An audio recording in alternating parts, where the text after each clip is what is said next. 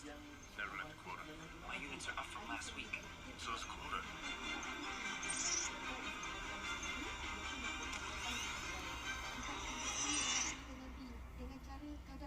Just want something to wake up in more time.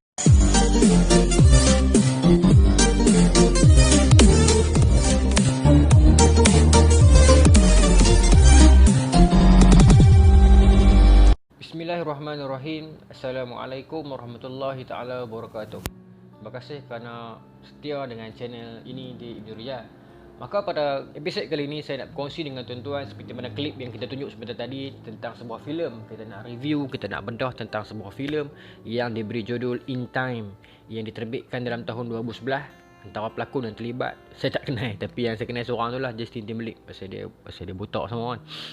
Jadi filem ini dia merupakan satu filem yang seperti mana saya sebut dalam filem Wall-E sebelum ini, dia juga antara salah satu filem Hollywood yang memberi kepada kita satu mesej yang besar, satu nilai pengajaran yang cukup besar, yang mengajak penonton untuk bukan sahaja terhibur dengan apa yang dipaparkan dalam filem, tetapi mengajak kita untuk sama-sama berfikir apakah krisis ataupun apakah cabaran yang sedang dilalui oleh manusia dalam scene itu, dalam filem itu, dan sebenarnya itu adalah unsur sindiran yang cuba ditonjolkan oleh penulis melalui filem itu, tentang inilah yang sedang dilalui oleh manusia sekarang.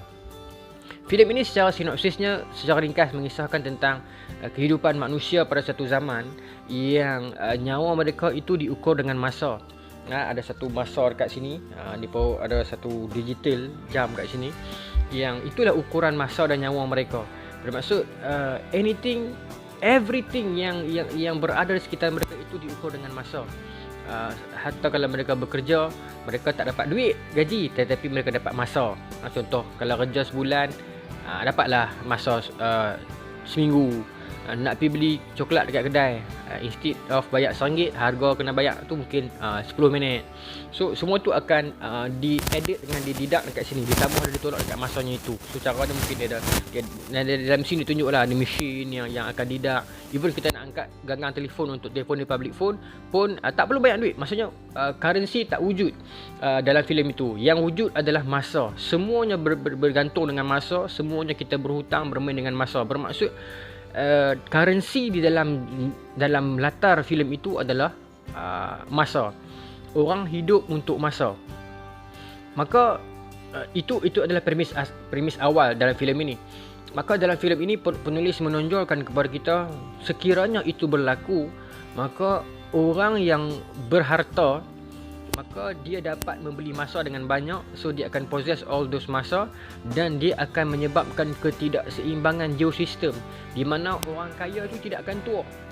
Sebab katakanlah dia tengok waktu dia tinggal lagi seminggu, so dia boleh beli, dia boleh possess lagi masa banyak, dia simpan. Tak tahu dia beli macam mana kan. Tapi saya nak beritahu orang kaya tu banyak masa. Mungkin kalau penulis lebih bijak, dia buat zaman transition, bagaimana masa bermula bertukar daripada sistem keuangan bertukar ke sistem masa tu. Mungkin orang kaya masa tu dia possess masa banyak-banyak kan. Orang yang ada bisnes, semua pendapatan semua main dengan masa. So ada orang kaya yang menyimpan sampai 10,000 tahun umur, ada orang yang menyimpan sampai 100,000 tahun umur.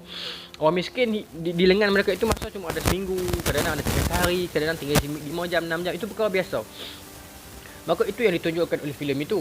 Maka dalam filem ini cuba membawakan kepada kita bagaimana permulaan konflik ini berlaku bila mana hero itu, Justin Timberlake itu, satu masa dia selamatkan satu orang lelaki yang kaya. Kaya ni bermaksud kaya dengan masa lah. Okay. Dan lelaki ni dia rasa dia dah penat dengan hidup, pasal dia dah hidup terlalu lama. Sebab dia tak mati. Sebab bila dia masa dia makin berkurang, dia tambah, maka dia kekal hidup immortal macam tu. So dia dah penat dengan hidup, maka akhirnya dia infakkan dia punya masa dia itu kepada Justin Timberlake, budak miskin ini. Dan bila Justin Timberlake dapat masa sebanyak itu, maka dia melangkah ke satu kawasan lain, satu zon lain. Di situ juga penulis cuba bagi kritikan sosial. Rupanya dalam era itu sudah ada pemisahan zon, pembahagian kasta. Orang kaya duduk dalam zon dia, orang miskin duduk dalam zon mereka. Orang kaya itu sangat kaya. Untuk seorang miskin nak melepasi ke zon orang kaya itu, mereka perlu menghabiskan berpuluh-puluh ribu. Ada setiap kasta punya checklist untuk kena deposit 10,000, sat lagi 20,000, sat lagi 10,000, terus nak masuk sempadan tempat orang kaya tu. Maka berlaku pemisahan kasta di situ. Itu kritikan sosial yang ditunjukkan oleh penulis melalui filem ini. Maka Justin Timberlake sampai ke situlah cerita dia ni. Tapi dalam filem tu nak tunjukkan bagaimana orang kaya yang hidup dengan kayanya masa yang mereka ada itu.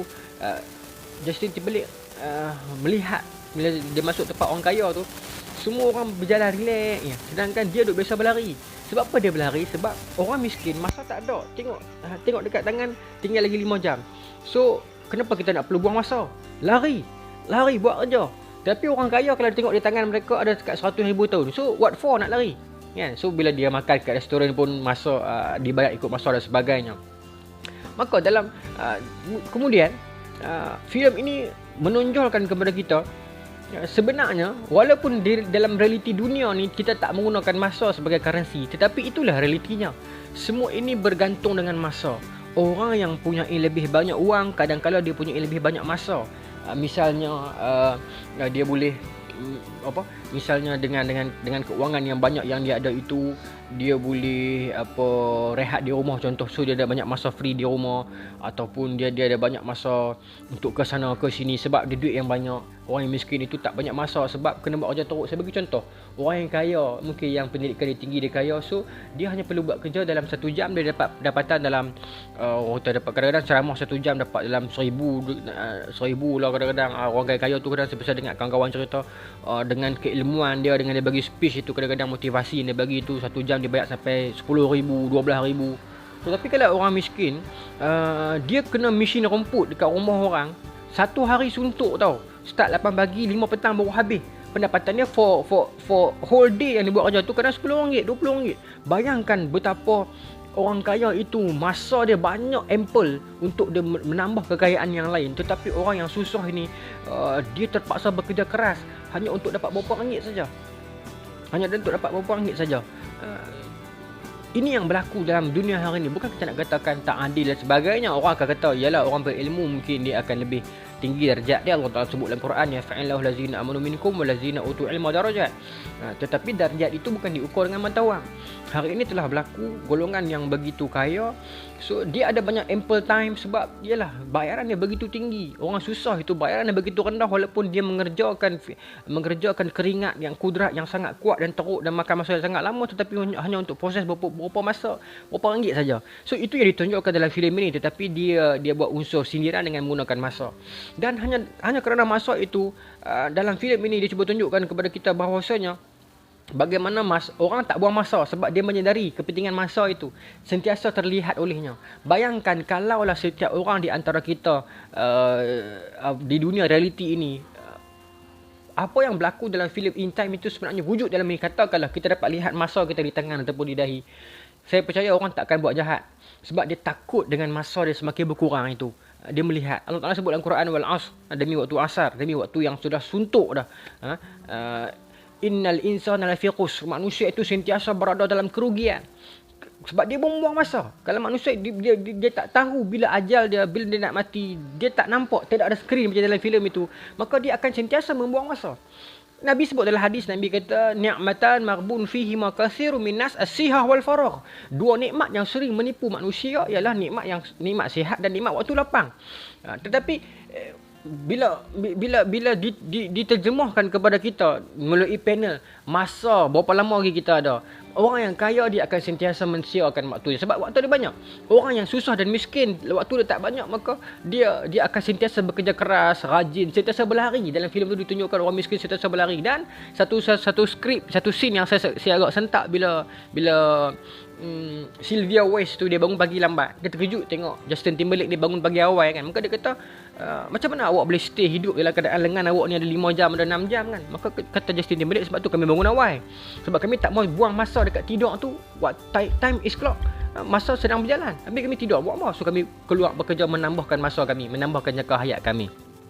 So, bagi saya filem ini cukup menarik untuk kita tengok sambil kita terhibur dan kita cuba memikirkan. Sebenarnya itu adalah sindiran yang cukup pedas dan tajam dan sebenarnya dia berlaku dalam realiti moden. Cuma bukan dalam bentuk digital, tetapi sebenarnya begitulah. Orang yang punya kelebihan, dia ada banyak masa. Orang yang dia duduk dalam taraf yang bawah mungkin masa begitu mencemburui dia. Kalau dia buka berniaga burger malam-malam, untuk nak dapatkan RM100 perlukan berapa banyak masa. Sedangkan orang yang kaya, RM100 tu tak ada masalah bagi dia. Kadang-kadang dia cuma habiskan RM100 itu hanya untuk sarapan pagi bagi dia. So itu yang sedang berlaku dalam dunia hari ini. Kita mahu tidak mahu, dunia yang sedang kita berada sekarang adalah dunia ke arah dunia kasta. Gap di antara orang kaya dan orang miskin semakin membesar. Saya perlu akui bahawasanya antara penyebab terbesar yang menyebabkan wujudnya jurang yang sangat besar antara golongan miskin dan golongan kaya ini, paling utama puncanya adalah rasuah. Rasuah akan menyebabkan orang yang kaya akan terus makin kaya, orang yang miskin akan terus dan makin miskin. Itu puncak utamanya. Kalau selagi kita tak hapuskan benda itu, maka jurang itu akan terus membesar dan membesar. Orang kaya bebas membeli 7-8 biji rumah, orang miskin tidak ada kesempatan itu, dan mereka itu akan terus tinggal menyewa sampai bila-bila. Bagaimana nak berkembang komuniti masyarakat, bagaimana nak hidup sistem kekeluargaan kalau mereka itu hanya hidup sekadar seperti nomad yang berpindah randah ke sana sini mencari kadar dan rate sewa yang rendah, sedangkan orang kaya bebas membeli di sana sini, mereka ada connection, mereka ada kabel. Saya bagi contoh yang lain. Katakanlah orang tu kaya, dia ada kedudukan yang tinggi, kalau dia kena saman 300 kerana dia masuk lorong kecemasan, 300 untuk dia tidak ada masalah. Sedangkan bagi kalau gaji dia 100,000, 300 berapa persen saja. Tetapi kalau orang itu gaji dia 700 sebulan, untuk nak kena saman RM300 masuk lorong kecemasan, dia takkan masuk. Sebab how 300 itu affected dia punya salary, dan dia akan teruslah beratur. Sedangkan orang kaya dia tak heran, alah 300 aku boleh masuk ya. Dan kalau dia kena saman, dia boleh bayar. Itu kalau dia nak bayar. Kadang-kadang dalam sistem hari ni kita kena akui, kadang-kadang orang kaya ni banyak pengaruh, banyak kabel, banyak connection. 300 tu pun dia wave, dia tak bayar. Yang miskin akan terus terperap, terduduk dalam sistem kerangka dunia akhir zaman ini yang tak boleh buat apa, beratur. Sedangkan orang kaya boleh buat sewenang-wenangnya, sebebas sesuka hati mereka. Bukan semua orang kaya jahat. Islam tak menghalang kekayaan. Saya bukan bermaksud nak kempen orang kaya teruk. Saya pun nak jadi kaya, teringin nak jadi kaya. Tetapi suasana, fenomena, senario yang sedang kita berada sekarang, saya fikir kita kena buat sesuatu jugalah. Kalau tidak, saya risau satu hari nanti gap antara orang kaya dan orang miskin sangat besar. Seperti mana yang telah berlaku di India, seperti mana yang telah berlaku di Mesir. Saya sampai sini, saya melihat sini keadaannya. Seperti mana yang berlaku di Filipina, seperti mana yang berlaku di Indonesia, yang jurang antara yang kalau kaya tu terlampau kaya dan kalau miskin itu terlampau miskin. Saya risau Malaysia akan jadi macam tu. Sebab hari ini bila dunia dipenuhi oleh sistem-sistem yang menguntungkan capital, maka menyebabkan orang yang miskin ini dia akan terusir daripada arus pertarungan ini. Susah untuk dia naik. Akhirnya benda-benda semua ni akan menyebabkan berlakunya jenayah, akan menyebabkan sistem keluarga runtuh, akan menyebabkan berlakunya perceraian, perkembangan kehidupan anak-anak muda. Tuan-tuan tanyalah sahabat-sahabat kaunselor yang berada di sekolah, yang duduk dalam setting kawasan bandar, yang berhadapan dengan sekolah yang anak-anak murid mereka itu majoritinya penduduk miskin bandar. Di Pulau Pinang ada, di KL banyak. Kehidupan yang mak ayah duduk di flat, bagaimana kehidupan anak-anak mereka? Saya bila saya memikirkan hakikat ni, saya rasa cukup kesal dan sedih. How come satu rumah yang anak 5-6 orang, ayah dengan mak duduk flat tak mampu, sedangkan kita kata alah orang miskin duduk flat. Sedangkan flat di sana itu bukan harga orang miskin. Flat di sana itu hampir berapa ratus ribu. Kalau balik di kampung macam rumah orang kaya dah lah. Tapi kita terusir ataupun terpinggir dalam arus duniawi ini. Ini yang in time cuba tunjuk, tuan-tuan. Semua orang nak hidup lama. Semua orang perlukan masa. Tetapi dalam gambar in time tu, mereka nampak masa mereka itu. Kita tak nampak. Sebab tu kita yalah, melalui kehidupan yang macam ni. Tapi menarik juga tak, antara scene dialog yang bapak Sylvia West beritahu dekat Justin Timberlake kan, dia kata awak tak boleh dermakan masa macam ni bagi kat orang sesuka hati, sebab semua orang nak hidup lama-lama. Ya benar, semua orang kalau boleh diberi pilihan, mereka tak mau mati, mereka nak hidup dunia ni seolah-olah dunia ni kekal. Sebaliknya orang Islam tidak begitu. Kita dipahamkan bahawasanya ad-dunya mazra'atul akhirah, dunia ni jambatan ke akhirat. Tetapi berapa ramai hari ini orang yang menyedari hakikat itu. Hari ini orang mengumpulkan kekayaan seolah-olah dia akan hidup lagi 1000 tahun. Sedangkan jiran sebelah rumah dia pun nak beli apa pun tak cukup. Dia tak tahu benda itu, hakikat itu. Kalau kita fikirkan dalam musim PKP ini, berapa ramai orang dibuang pekerjaan, yang kehilangan pekerjaan. Saya sembang dengan kawan-kawan kan, saya lebih simpati. Saya bukan tak simpati kepada orang yang susah miskin, tidak, simpati lah. Tetapi saya lebih simpati kepada orang yang normal. Orang kata apa, B40. Dia bukan miskin sangat, dia bukan kaya, tapi dia orang sederhana yang mungkin dapat sebulan dalam 1,500, 1,800, 2,100 macam tu kan. Kemudian dia ada komitmen dan dia dibuang kerja. Dan dalam keadaan dia ada anak yang ramai. So lebih simpati orang yang macam ni sebab bagaimana dia nak berhadapan dengan komitmen dia. Sekarang mungkin moratorium masih berjalan. Habis moratorium ni, tuan-tuan akan tengok mental health akan meningkat. Percayalah. Jenayah akan berlaku. Orang akan stres, kekeluargaan akan musnah.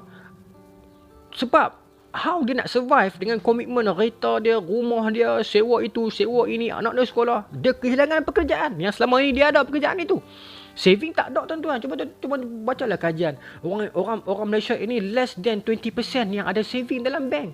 Kebanyakan menghabiskan gaji mereka untuk komitmen mereka. Ruang-ruang untuk saving tidak ada. Maka ini yang sedang berlaku. Sedangkan di sebelah pihak pula kita dapat melihat ada orang Melayu, orang Cina, orang India, orang Malaysia yang kaya, yang terlampau kaya, yang kita rasakan macam takkan habis duit dia ini. Ketidakseimbangan ini berlaku. Sedangkan hakikatnya yang mengkayakan si kaya itu adalah yang si miskin ini. Dialah yang bekerja bertegus lumus menghidupkan kehidupan, memastikan kemudahan kelangsungan kehidupan, mengerjakan syarikat yang dibuat oleh orang kaya itu yang memastikan perjalanan, prosedur, operasi dan sebagainya, menyebabkan orang kaya itu kekal kaya dan yang miskin ini kekal bekerja. Ini in time cuba tunjukkan kepada kita. Yang akhirnya menarik, cerita itu menarik, berlaku konflik lah bila Justin Timberlake itu cuba memberi masa secara percuma kepada orang. Maka akhirnya bila orang tu dapat masa, seorang dapat 10,000 tahun. So dia fikir tak perlu lagi dia bekerja sebab aku dah ada 10,000 tahun. Aku nak kerja untuk apa? Dalam filem tu kami bekerja bukan untuk duit, untuk masa. Masa aku dah ada dah. So what for? So mereka mula pergi bercuti, mereka mula pergi sana pergi sini, dapat duit banyak, maka orang sudah tak pergi kerja. Itu juga sisi yang lain yang cuba filem ni tunjukkan. Dengan memberi wang secara percuma kepada orang dengan jumlah yang banyak, dia akan menyebabkan terencatnya industri. Contohlah saya katakan, kita bagi dekat seorang 100,000, setiap seorang rakyat Malaysia dapat 100,000. Orang mungkin akan ambil cuti. Orang nak pergi kerja, orang nak pergi melancong, pergi bercuti, pergi hotel. Orang yang kerja dekat hotel tu, dia pun dapat 100,000 juga sebagai rakyat Malaysia. So dia tak pergi kerja. Dia akan berhenti kerja. Saya nak pergi kerja dapat 100,000 kot. So tak berlaku sosial itu tak berlaku, perjalanan sosial itu tak berlaku bila semua orang diberikan macam tu. Itu yang watak ayah Sylvia West itu cuba tunjukkan kepada hero ni, kata you tak boleh bagi kat orang macam ni sebab akhirnya orang akan bersenang lenang, dia tak akan tahu fungsi dia. Itu pun betul.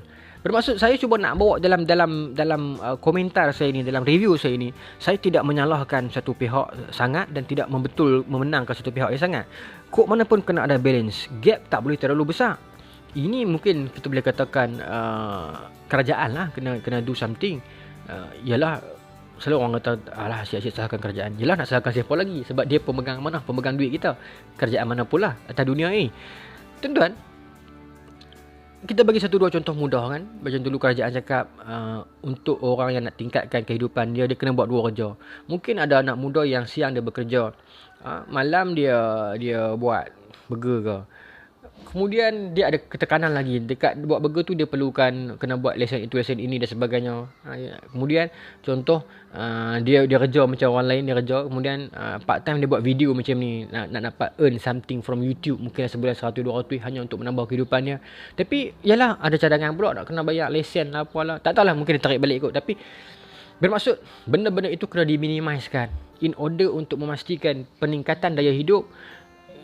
Kerana birokrasi yang tidak yang kita kira kalau benda itu tak dibuat pun tak menyusahkan orang lain, maka kita tasamuh lah benda tu, kita lebih kurang lah. Sekadar makcik-makcik yang meniaga cucuk pisang tepi jalan yang tak mengganggu lalu lintas orang lain pun, yang sekadar seorang-seorang dia di rumah, biarlah dia buat. Tak perlu kita nak pergi jadi hero, nak pergi pukul. There's no need for that things. Tak perlu buat pun benda tu. Unless kalau dia mengganggu lalu lintas, menyebabkan kereta jadi jam, orang bakal berhenti sesuka hati, mungkin kita buat cara yang lain dengan bagikan dia lesen. Tak tahulah kerajaan lah, fikir saya bukan kerajaan. Tapi bagi saya lah, in time ini, dalam 2 jam kita tengok filem itu, Dia membuka minda kita untuk fikir segala benda yang berlaku atas dunia ini berkaitan dengan masa, berkaitan dengan perlumbaan manusia di dalam mengejar untuk mempunyai masa yang lebih lama. Orang yang kaya akan pastikan dia dapat ubat dan perubatan yang paling berkualiti untuk in order for them to live forever. Untuk hidup lebih lama. Dengan ada duit yang banyak, dia beli pergi perubatan yang mahal. Orang yang miskin tak mampu pergi perubatan yang mahal, terpaksa bergantung dengan ubat-ubat biasa di kedai-kedai biasa, maka mungkin dia akan mati lebih awal. Kalau bincang sudut itulah.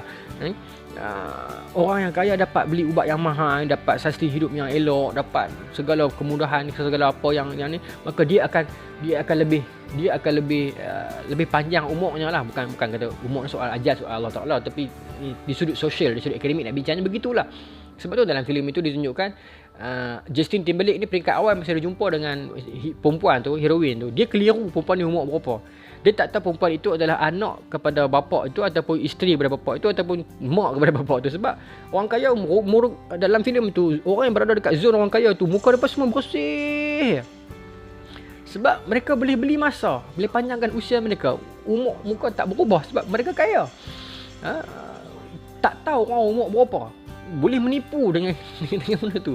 Akhirnya begitulah orang yang kaya kadang-kadang adalah kosmetik yang mahal, kita nak kelihatan muda. Orang yang miskin kadang-kadang umur 18-19 nampak macam tua dah kan. Itu kritikan sosial yang bagi saya cukup menarik. Dan kalau kita sebagai seorang Islam, bila kita tengok filem itu, kita cuba ibrahkan mengikut perspektif Islam. Bagaimana Islam menyarankan kepada umatnya untuk begitu menghargai masa. Dalam hadis Nabi sebut irtanim khamsan qabla khamsin, rebutlah 5 perkara sebelum datang 5 perkara. Nabi suruh rebut bermaksud itulah tanda, mesej ataupun peringatan yang how Islam begitu menekankan agar kita menghargai masa. Jadi mudah-mudahan bila kita melihat filem-filem yang begitu, kita cuba ambil ibrah dari sudut Islami perspektif dan cuba fikirkan apa yang sedang berlaku dan apa yang perlu kita buat. Yalah, mudah-mudahan itu sama-sama dapat kita fikirkan agar hiburan yang kita tonton itu tidak sekadar menjadi hiburan yang akhirnya dilupakan, sebaliknya menjadi medium untuk kita fikir dan terus berfikiran. Wallahu ta'ala alam. Jumpa lagi dalam episod yang lain. Assalamualaikum warahmatullahi ta'ala wabarakatuh.